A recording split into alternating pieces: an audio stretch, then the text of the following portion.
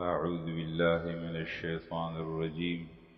بسم الله الرحمن الرحيم.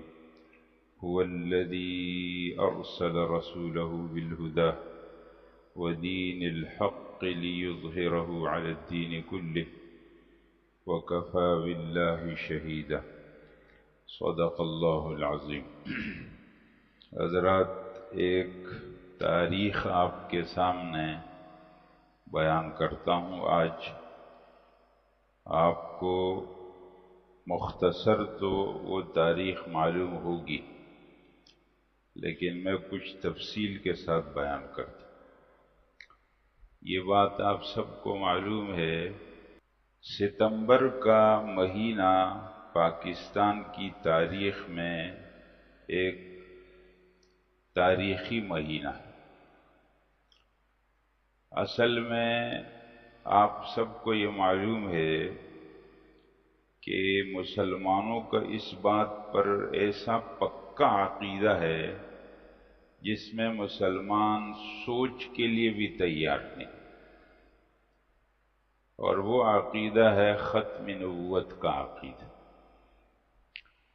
مسلمانوں کا یہ بھی عقیدہ ہے کہ اگر کوئی آدمی رسول اللہ صلی اللہ علیہ وسلم کے بعد لوگوں کے سامنے یہ کہے کہ میں اللہ کا پیغمبر ہوں، اور کوئی آدمی صرف اس سے دلیل مانگے کہ اچھا تم دلیل لاؤ ہم سوچتے ہیں، تو یہ دلیل مانگنے والا بھی کافر ہوگا.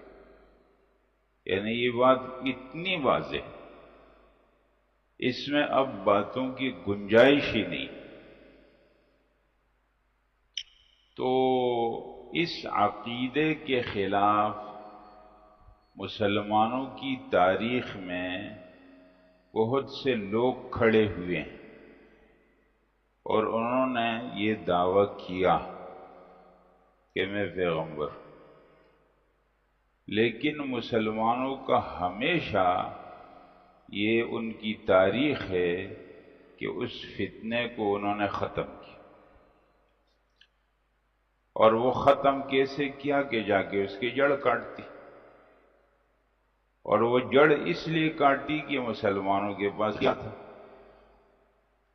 اگر کوئی آدمی کسی حکومت کے اندر بغاوت کرے اور اس حکومت کے اندر وہ فساد کی کوشش کرے تو حکومت جا کے اس جڑ کو ختم کر دیتی ہے. تقریباً ہر حکومت کا یہ طریقہ.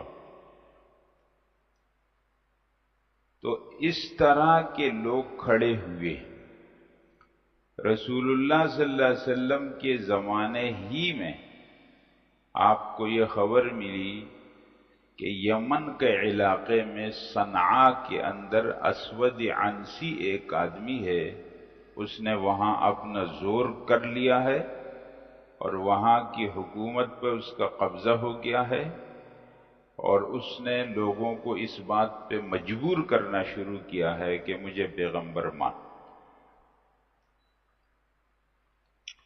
اس سلسلے میں ایک صحابی ہے ابو مسلم، ان کو انہوں نے پکڑا ہے اور اپنی نبوت کے بارے میں اس کو کہا کہ مجھے مانو. اس نے کہا نہیں مانتا.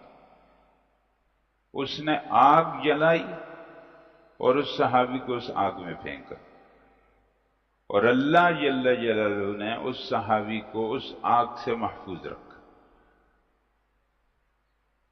اور پھر انہوں نے دیکھا کہ یہ آدمی یہاں رہے گا تو پھر تو لوگ اس کے ساتھ ہو جائیں گے، تو اس کو وہاں سے نکال دی. تو وہ صحابی چل کر کے مدینہ منورہ آئے. صحابی یعنی وہ صحابی نہیں، رسول اللہ صلی اللہ علیہ وسلم کو اس نے نہیں دیکھا. ہاں، وہ جب مدینہ منورہ پہنچا ہے اور اپنی سواری کھڑی کی اور مسجد نبوی کے اندر آیا تو ایک ستون کے ساتھ کھڑے ہو کے نماز پڑھنا. اب یہ قصہ مشہور ہو گیا، قصہ پھیل گیا ہے کہ یمن کے اندر اس نے کسی کو آگ میں ڈالا ہے مسلمان کو، اور وہ اس کو اللہ نے بچا. اچھا، یہ جب مدینہ منورہ آیا ہے تو مسجد نبوی کے اندر نماز پڑھ لی، تو حضرت عمر آئے تو دیکھا کہ ایک مسافر آدمی، تو اس سے پوچھا کہ آپ کہاں سے آئے؟ تو اس نے کہا میں تو یمن سے ہیں۔ کہا اچھا یمن سے آئے؟ یمن میں ہمارے ایک بھائی کے ساتھ اللہ تعالیٰ نے اس قسم کا واقعہ کیا، تو اس نے اپنے آپ کو، اس نے کچھ بتایا نہیں، لیکن حضرت عمر نے اس کو پہچان لی۔ پھر اس کو لے گئے حضرت ابوبکر کے پاس، رسول اللہ صلی اللہ علیہ وسلم کا انتقال ہو چکا۔ یہ جو اسود عنسی تھا، رسول اللہ صلی اللہ علیہ وسلم بالکل اپنی زندگی کے آخری دنوں میں آپ کو یہ خبر جب پہنچ گئی تو آپ نے ایک صحابی ہے وہاں حضرت فیروز، ان کو اس کی ذمہ داری لگائی کہ جا کے اس کو مار دو، اور وہ صحابی اپنے ساتھ پھر ایک جماعت کو لے کر گیا ہے اور جا کر کے اس کو قتل کر دی۔ اور آپ علیہ السلام اپنے بالکل آخری دنوں میں آپ کو اطلاع مل گئی وحی کے ذریعے سے، اور آپ نے فرمایا فاز فیروز، فیروز کامیاب ہوگی۔ آپ علیہ السلام کی وفات کے دیکھو آخری دنوں میں پھر آپ علیہ السلام کا انتقال ہوا۔ تو ادھر مشرق کی جانب میں یمامہ ایک علاقہ ہے، آج کل جو سعودی میں ریاض کا علاقہ ہے اس کے آس پاس، اس علاقے میں اسود عنسی کھڑا ہو گیا، اس نے بڑا گروپ بنا لیا اور وہ لوگوں کو کہہ لیتا کہ مسیلمہ رسول اللہ، کلمہ پڑھو لا الہ الا اللہ مسیلمہ رسول اللہ۔ اور ایک صحابی اس کے سامنے پیش ہوا اور اس کو کہا تم کلمہ پڑھو لا الہ الا اللہ محمد الرسول اللہ۔ اس نے کہا لا الہ الا اللہ محمد الرسول، کہا ابھی پڑھو لا الہ الا اللہ مسیلمہ رسول اللہ۔ اس نے کہا میں نہیں سنتا ہوں، آپ کیا کہہ رہے؟ تو اس کا ایک ہاتھ کاٹ دیا۔ پھر اس کو کہا پڑھو لا الہ الا اللہ محمد الرسول اللہ، پڑھو لا الہ الا اللہ مسیلمہ رسول اللہ۔ کہا سنتا نہیں ہو، کیا کہہ رہے تھے؟ دوسرا ہاتھ کاٹ دیا۔ یعنی ان کو اس طرح کر کر کے شہید کر دیا، لوگ آخر تک نہیں۔ یعنی ہم لوگ آج مسلمان لوگ اس کو سمجھتے ہیں کہ ایسا معمولی سا قصہ، یہ معمولی قصہ نہیں، یہ بڑا عقیدہ ہے، مسلمانوں کی تاریخ ہے اس پر۔ پھر آپ کو معلوم ہے پچھلے جمعے کو میں نے بتایا آپ کے سامنے کہ جو اس علاقے کے اندر ایک جنگ ہوئی ہے، مسیلمہ اپنے 40,000 لوگوں کے ساتھ آیا اور یہاں سے مسلمانوں کا لشکر گیا ہے جو اس سے کم تھا، اور یمامہ کے میدان کے اندر ایک جنگ ہوئی ہے اور اس جنگ کے اندر اس کے 28,000 آدمیوں کو مارا، اور مسلمانوں کے 1,200 لوگ شہید ہوئے، جس میں 700 صحابہ ہیں، اور جس کے اندر 70 کے قریب بدر کے صحابہ۔ دیکھ رہے ہیں حضرات؟ اور پچھلے جمعے کو یہ بات میں نے کی کہ آپ علیہ السلام کے زمانے میں جتنی جنگیں ہوئی ہیں اس میں ٹوٹل مسلمان جو شہید ہوئے ہیں وہ 259، ایک کم 60، 259 ٹوٹل، اور یمامہ کے اکیلے جنگ کے اندر 1,200 لوگ شہید۔ اس سے آپ سمجھ سکتے ہیں کہ عقیدہ کتنا ہے۔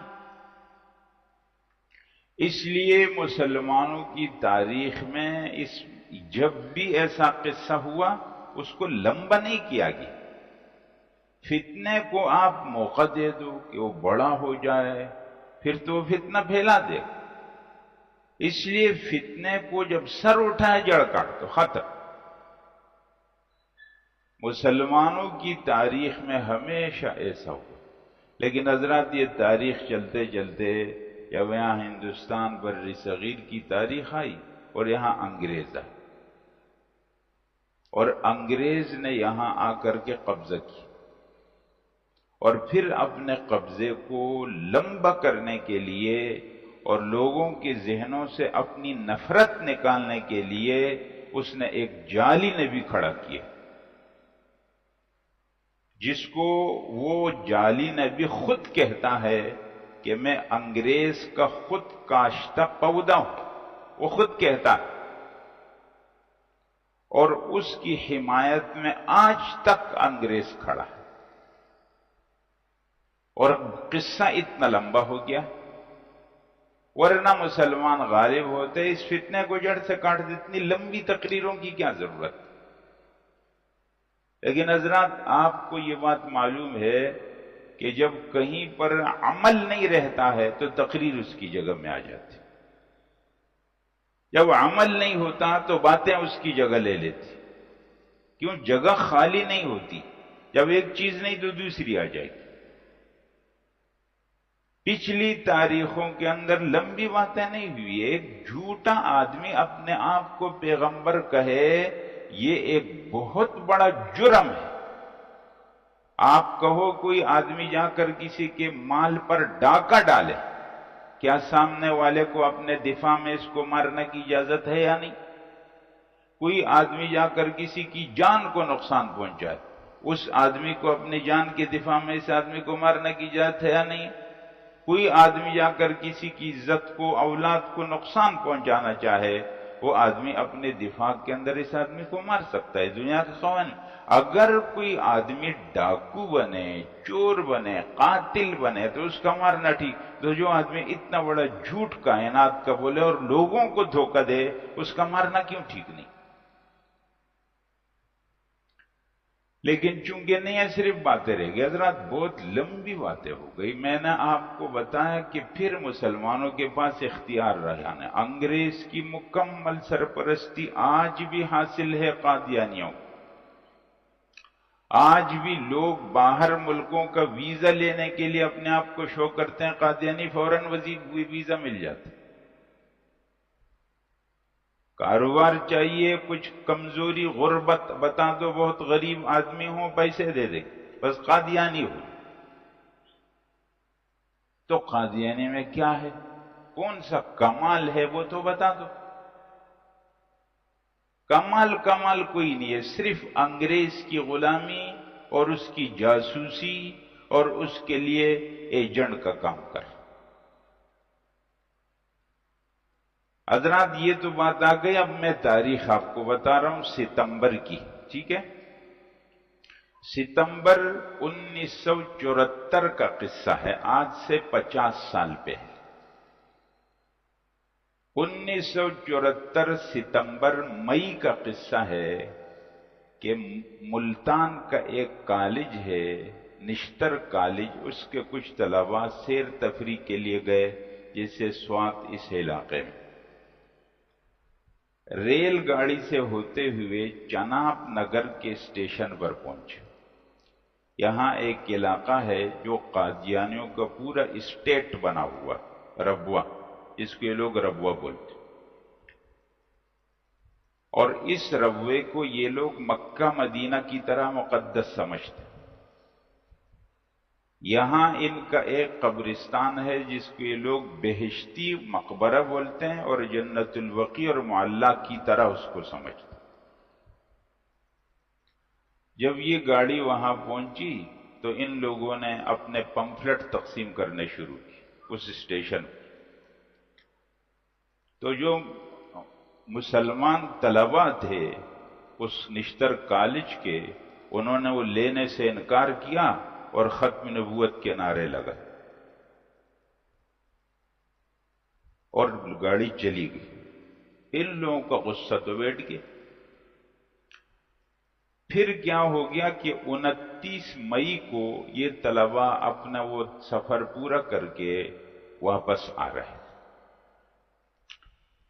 تو وہ جو اسٹیشن آتا ہے، اس سے پہلے ایک اسٹیشن کا جو اسٹیشن ماسٹر تھا، اس نے اس اسٹیشن ماسٹر کو، یہ قادیانی تھے، اطلاع کر دی کہ فلانا بوگی کے اندر، فلانے ڈبے کے اندر وہ طلباء بیٹھے ہوئے۔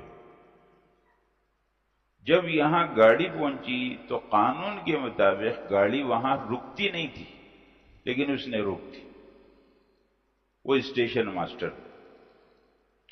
اور یہاں پر قادیانی لوگ مختلف ان کے مذہبی مبلغ، دکاندار، دوسرے لوگ کھلاڑیوں کے ساتھ، ڈنڈوں کے ساتھ، ہاکیوں کے ساتھ تیار کھڑے، اور اس ڈبے بوگی کے اندر گھس گئے اور ان طلباء کو مارنا شروع کیا،